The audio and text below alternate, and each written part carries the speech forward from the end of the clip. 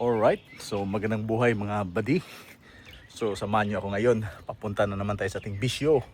At syempre, door dashing, no? This is my second time na mag door dash na ngayon. Tingnan natin kung makailang customer tayo. So start tayo ng 9 AM ng umaga. At tingnan na natin kung saan yung kaya natin. Okay, it's Sunday today. So ingat kayong lahat dyan. So, samahan niyo ako. Let's G mga kabady. Right guys, so first natin pick up dito sa Pizza Hut. No, deliver natin within 4 minutes lang. So let's G, tingnan natin. Alright guys, so na ako dito sa sulod karon, hulat sa kog mga 5 minutes kay wa pa naluto. Okay. Ako diri. So okay. Hello guys. Okay, nara, ako order pizza, deliver na ni sa first ato delivery. Oh, wa pa gitay bag. Wala tayong bag dito po. Deliver natin to, let's G. Alright, so dito tayo ngayon sa Chili's. So pangsika natin na pick up. Marami na sayang na pick up natin kaso na-cancel ko kasi sobrang busy at saka ang lalayo, no? Sa 5, 2 lang yung na pick up, sayang. Pero okay na to, goods na to. Let's G, deliver natin. Alright, natid na natin. Thank you so much. Thank you. Alright, so next natin. Ando na, thank you. So pangalawang rides natin.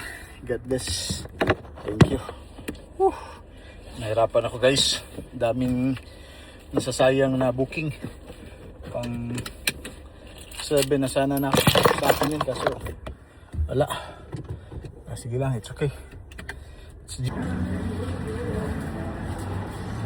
So guys, ito na yung pick up na kinuha natin. Starbucks. G, atid natin pang 3. Ang 3. Okay, it's G.